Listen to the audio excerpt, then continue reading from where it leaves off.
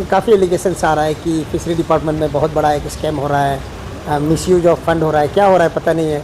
आप मंत्री था तो आपका ऊपर में तो एलिगेशंस तो आएगा, क्योंकि बोलता है जहाँ धुआं धुआं आग निकला है तो ज़रूर धुआं तो कहीं तो निकला होगा। हाँ। तिल्ली तो ज़रूर लगा होगा। तो आप भी इसमें कहीं शामिल तो नहीं है? मनु जी, आप बहुत सही पूछा। मैं जब 2024 इलेक्शन ख़त्म होने के बाद जब मैं ऑफिस छोड़ चुका था, तभी हमको मालूम हुआ है कि ये घोटाला हो गया। होने के बाद में ये भी हम लोग को कुछ मालूम नहीं था ना। हमारा यहाँ ऐसा प्रोजेक्ट मेरा टेन्यूर में कहीं था, कभी देखा है ना, कोई कॉरेस्पॉन्डेंस देखा है, कहीं भी नहीं देखा। तो हम सरप्राइजिंगली उन लोग को पूछे कि कहाँ से आ गया, तो उन लोग का कहना था कि ये तो ऑडिट रिपोर्ट में प्लस हो गया, उससे मालूम हो के ये हो गया। हम बोले इमीडिएटली इसको अच्छे से छानबीन करो। हमको 5 साल का टेन्यूर में टोटल 40 करोड़ का हमको एलोकेशन नहीं मिला है फिशरी डिपार्टमेंट में। कहाँ से इतना पैसा निकल गया? Who has given? अच्छे से फाइंड आउट करो बोल के मैं बोला। उसका बाद मुझे भी बहुत दुख लगा कि मेरा ये डिपार्टमेंट का अंदर में चोरी और मुझे झलक तक भी नहीं है। फिर हम पूछताछ किया, ना इसको कमिश्नर का ऑफिस में मालूम है, ना सेक्रेटरी का ऑफिस में मालूम है, ना मेरा ऑफिस में मालूम है। ऐसा करके ये निकल गया है।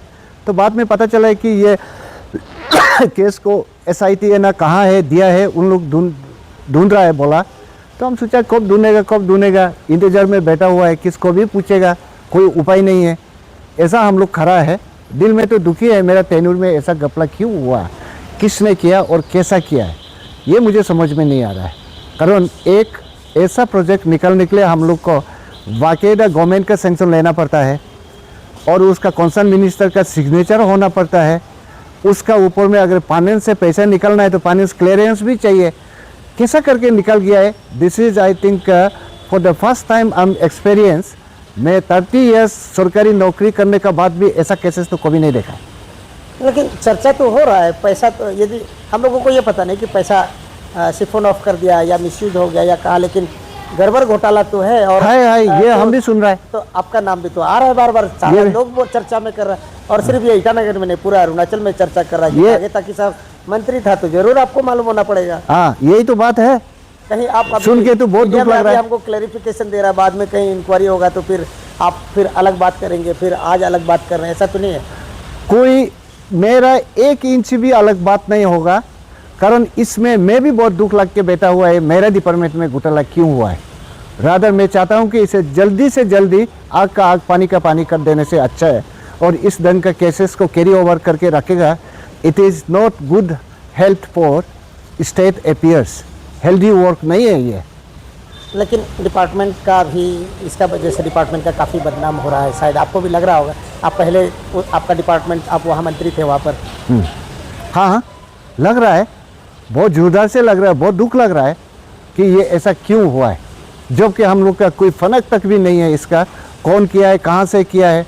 इट इज़ वेरी सरप्राइजिंगली कि यहाँ में स्टेट गवर्नमेंट का ऐसा सुनने को मिल रहा है कि उन लोग भी AG ऑडिट का थ्रू से ही मालूम हुआ और भी अपना से मालूम नहीं हुआ। इतना हद तक ऐसा तो हम नेग्लिजेंस कहीं नहीं देखा है। पता नहीं ये कैसा चल रहा है। आपका समय में कोई और कैबिनेट मिनिस्टर का ऐसा तो नहीं कि कभी क्या होता है कि एक डिपार्टमेंट में आप मंत्री है लेकिन आप दूसरा डिपार्टमेंट में भी बाईपास करके ऐसा काम, ऐसा तो नहीं हुआ होगा ना कुछ? ऐसा कोई चांस नहीं है, ऐसा नहीं दिखाई देता है। कारण दूसरा डिपार्टमेंट का कौन कैबिनेट साइन करेगा? आप लोग भी सोच के देखिए।